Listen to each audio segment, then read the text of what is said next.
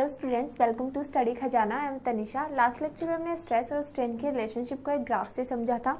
ठीक है, अब उसी रिलेशनशिप से हम क्या करेंगे, अब उसी रिलेशनशिप से हम ना प्रॉपर्टी पढ़ेंगे। ठीक है, कि मेनली हमारी जो बॉडी है वो कैसे कैसे अपने जो बिहेवियर है चेंज कर सकती है। ठीक है, तो मेनली उसी ग्राफ से हम क्लासिफिकेशन करेंगे।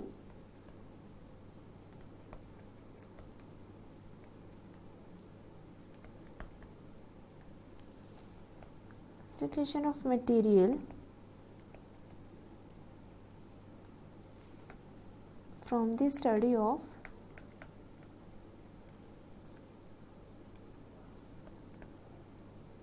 stress versus strain curve।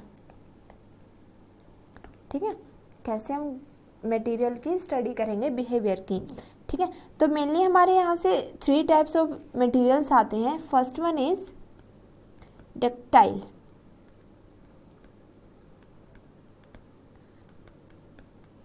ठीक है, डक्टाइल मटेरियल।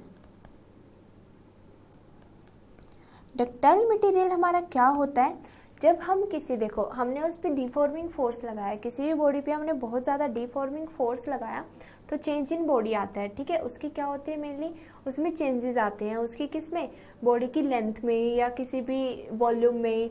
ठीक है, तो मेनली उसकी कॉन्फ़िगरेशन में चेंजेस आते हैं। ठीक है, तो डक्टाइल मटेरियल हमारा क्या होता है, इसकी क्या होती है, बहुत ज़्यादा प्लास्टिक रेंज, जो हमारी प्लास्टिक रेंज होती है वो बहुत ज़्यादा बियॉन्ड होती है इलास्टिक लिमिट के। इट मीन्स जब इलास्टिक लिमिट जो पार करने के बाद भी हमने उस पर बहुत ज़्यादा डिफॉर्मिंग फोर्स लगाया, तो बहुत ज़्यादा डिफॉर्मिंग फोर्स लगाने से इलास्टिक लिमिट के बाद, तो बहुत ज़्यादा फोर्स के बाद ये जाके अपनी जो प्लास्टिसिटी है वो अगेन एक्वायर कर लेते हैं। इट मीन्स बहुत ज़्यादा दूर जाके इलास्टिक लिमिट के टूटती है। ठीक है, क्योंकि बहुत सी बॉडी होती है वो इलास्टिक लिमिट पे आके टूट जाती है, थोड़ा सा पार करते हैं उसे टूट जाती है। ठीक है, तो मेनली जो डक्टाइल मटेरियल्स होते हैं, जब एक मटेरियल ने अपनी इलास्टिक लिमिट को क्या कर दिया, पार कर दिया, और उसके बाद भी हम डिफॉर्मिंग फोर्स लगा रहे हैं, तो वो बहुत दूर जाके उससे टूटेगी। इट मीन्स हम कैसे करेंगे इसे define, these are those material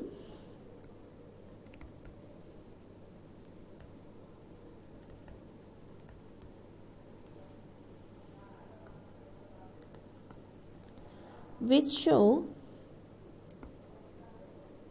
large plastic limit, large plastic range beyond elastic limit। ठीक है, जो हमारी प्लास्टिक रेंज है वो बहुत ज़्यादा बियॉन्ड होती है इलास्टिक लिमिट के। ठीक है, तो जो ये वाले मटेरियल्स होते हैं, for such materials breaking point is,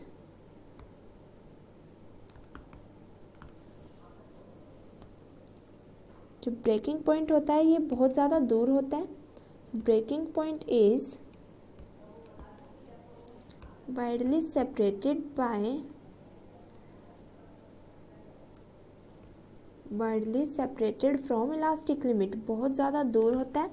ठीक है, इट मीन्स जब ग्राफ शो करेंगे तो बहुत ज़्यादा दूर आएगा। ठीक है, widely separated from the point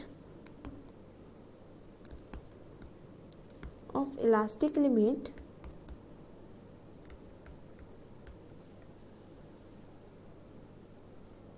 on the stress strain graph।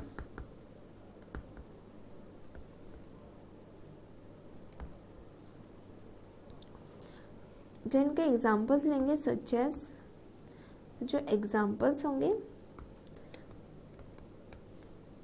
जो एग्जाम्पल्स होते हैं मेनली कॉपर होते हैं और सिल्वर होता है।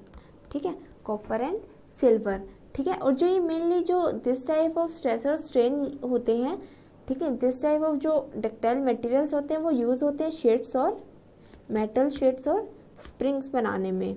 ठीक है, used in making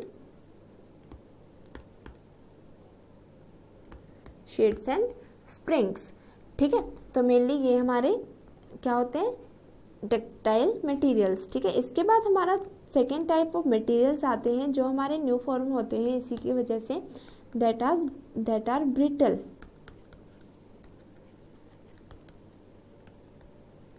brittle materials.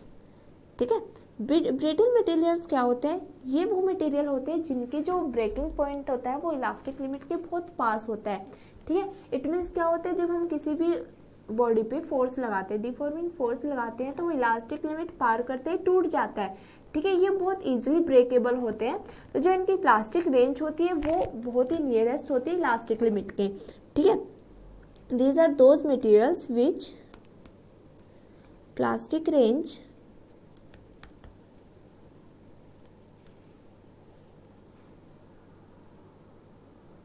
Is very small.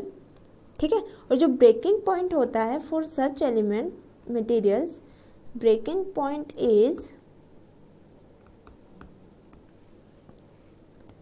Near to the elastic limit. ठीक है, मतलब इलास्टिक लिमिट पार करते ही ये दिस टाइप ऑफ मटेरियल्स टूट जाते हैं। ठीक है, तो मेनली जो ये होते हैं, जो ये वाले मटेरियल्स होते हैं स्प्रिंग्स या शीट्स बनाने में यूज़ नहीं होते हैं। ठीक है, क्योंकि क्या होता है, थोड़ा सा खींचते ही ये टूट जाएंगे। स्प्रिंग्स या शीट्स बनाने में दीज आर नॉट यूज्ड। ठीक है, जो इसके एग्जांपल्स होते हैं मेनली ब्रिटल एलिमेंट्स के, these are cast iron, glass etcetera. ठीक है, तो इसकी कर्व अगर हम बनाए स्ट्रेस स्ट्रेन ग्राफ से, this is stress, this is point O, this is strain. ठीक है, तो ये यहाँ से क्या होगा, ऐसे। ठीक है, ये पॉइंट ए है, ये इसकी इलास्टिक लिमिट है और ये यहाँ पे ब्रेक हो गया। ठीक है, फॉर ब्रिटल एलिमेंट सिस, और अगर हम उनके लिए लेते हैं तो दिस इज पॉइंट ए, अगर ये इलास्टिक लिमिट है तो वो बहुत दूर जाके इससे तब ब्रेक होता है। ठीक है, ये किसके लिए, डक्टाइल एलिमेंट्स के लिए है और ये ब्रिटल एलिमेंट्स के लिए। तो मेनली इसमें ब्रिटल एलिमेंट्स के लिए बनाने पूछते हैं। ठीक है, और यहाँ पे जो एफ है वो क्या है, इसका ब्रेकिंग पॉइंट, जिस पे वो वायर टूट जाता है, कोई भी मटेरियल टूट जाता है, दैट इज ब्रेकिंग पॉइंट। ठीक है, अब थर्ड टाइप ऑफ मटेरियल्स यहाँ पे राइज होते हैं, दीज आर इलास्टोमर्स। ठीक है, दीज आर इलास्टोमर्स। अब इलास्टोमर्स क्या होते हैं, मेनली इलास्टोमर्स होते हैं जब हमारा किसी भी बॉडी पे हमने क्या लगाया, जब हमने स्ट्रेस लगाया, स्ट्रेस लगाने के बाद उसमें चेंजेस हुए। ठीक है, स्ट्रेस लगाने के बाद उसमें जो चेंजेस हुए हैं, ठीक है, वो हमारे यूनिफॉर्म नहीं होते। ठीक है, यूनिफॉर्म ना होके उसमें कुछ अलग से वेरिएशंस आ जाती हैं कहीं कहीं पे। ठीक है, इलास्टिक लिमिट उसकी अलग से वेरिएशन शो करती है। ठीक है, तो जो इलास्टोमर्स होते हैं वो क्या होते हैं, these are those materials, elastomers these are those materials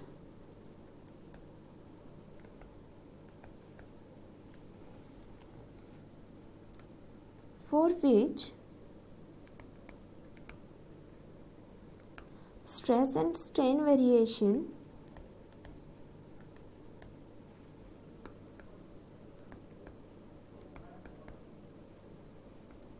is not straight।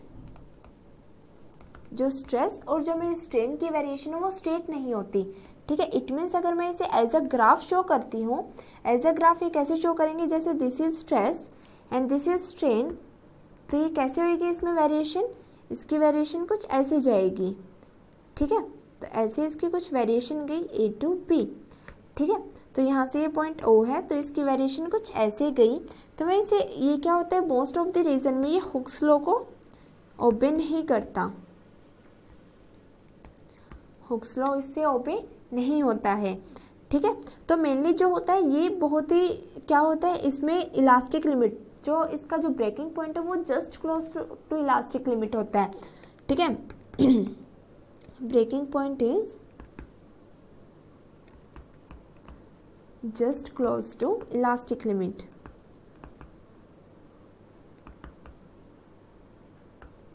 ठीक है, बहुत ज़्यादा नियर होता है इसके इलास्टिक लिमिट के। सॉरी। तो मेनली जो इसमें एग्जाम्पल होता है वो होता है rubber and the elastic tissue of aorta.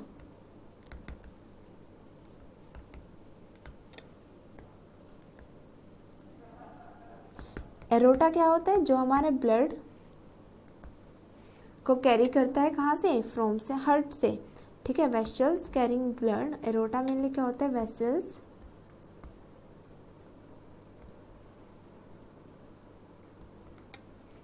Carrying blood from heart, ठीक है। तो जो मेरा ब्रेकिंग पॉइंट होता है वो नियर होता है, इसमें ग्राफ आपको बता दिया मैंने, ठीक है। तो 3 टाइप्स ऑफ मटेरियल्स होते हैं, that first is ductile, second one is brittle and third one is elastomers. जो डक्टाइल होते हैं उनका जो ब्रेकिंग पॉइंट होता है वो बहुत ज़्यादा दूर होता है किससे, इलास्टिक लिमिट से। जो मेरे मेनली ब्रिटल होते हैं उनका जो ब्रेकिंग पॉइंट होता है वो क्या होता है, वो ब्रेकिंग पॉइंट इलास्टिक लिमिट के नियर होता है, ठीक है, पास में ही होता है, मतलब थोड़ी दूर जाके वो टूट जाएगा, टूटेगा जरूर बट एकदम इलास्टिक लिमिट पे नहीं। जो इलास्टोमर्स होते हैं वो मेनली हमारे इलास्टिक लिमिट पर ही टूट जाते हैं, ऑलमोस्ट इलास्टिक लिमिट पर ही वो ब्रेक हो जाते हैं, ठीक है। हुक्स लॉ को वो नहीं करते हैं ओबे, वेरिएशन स्ट्रेस की बिल्कुल भी नहीं होती है क्या, स्ट्रेट लाइन, ठीक है। तो मेनली जो यहाँ से हमारा एक छोटा सा टॉपिक है, जैसे ब्रेकिंग फोर्स को मैं कैसे डिफाइन करूंगी,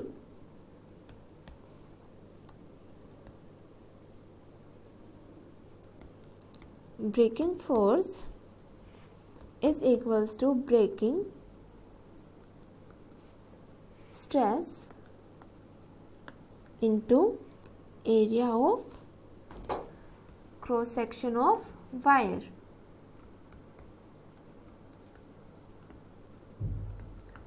ठीक है।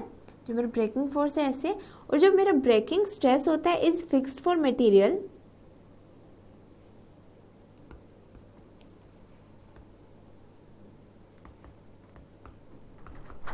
is fixed for a material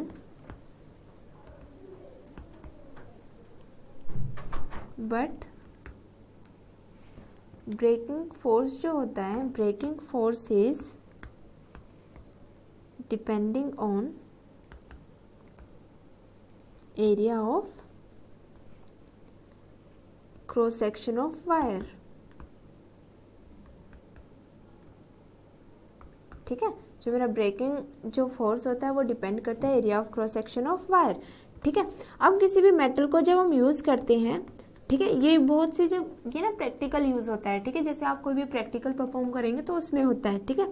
अगर हम किसी मेटल को यूज़ करते हैं जो उसका वर्किंग स्ट्रेस है, ठीक है, वो क्या होता है, वो बहुत कम रखा जाता है, क्यों, ताकि जो हमारा ब्रेकिंग स्ट्रेस है, जो वर्किंग फैक्टर का, वो क्या हो, बहुत ज़्यादा लार्ज वैल्यू आए, ठीक है, ब्रेकिंग स्ट्रेस की, ठीक है। तो जो वर्किंग स्ट्रेस होता है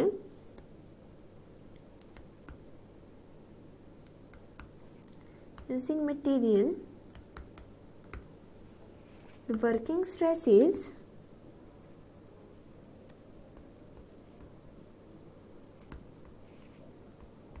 is always kept much lower than breaking stress, so that जो हमारा सेफ्टी फैक्टर है, ठीक है, ताकि हमारी जो बॉडी टूटे ना, सेफ्टी फैक्टर उस बॉडी के लिए लेंगे, वो क्या हो जाएगा, सेफ्टी फैक्टर मेनली क्या होता है, breaking stress upon working stress,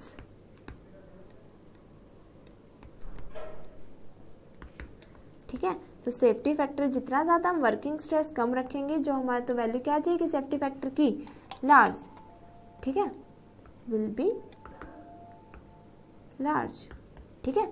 तो हम क्या करते हैं, जब हम किसी एक बॉडी को यूज़ करते हैं तो हम उसका वर्किंग स्ट्रेस बहुत कम रखते हैं, ताकि जो उसका ब्रेकिंग स्ट्रेस है वो बहुत ज़्यादा हो उसके, और जो हमारा सेफ्टी फैक्टर होता है, रेशियो होता है breaking stress to the working stress, वो बहुत ज़्यादा लार्ज वैल्यू आए, ठीक है, ताकि उस मटेरियल को एक बहुत ही सेफली मैनर में यूज़ कर सके और वो जल्दी से टूटे ना, और लॉन्ग टाइम के लिए हमें क्या करें, उसकी जो, ठीक है, लॉन्ग टाइम के लिए हम उसे यूज़ कर सके, ठीक है, उसकी एफिशिएंसी ज़्यादा हो उसके।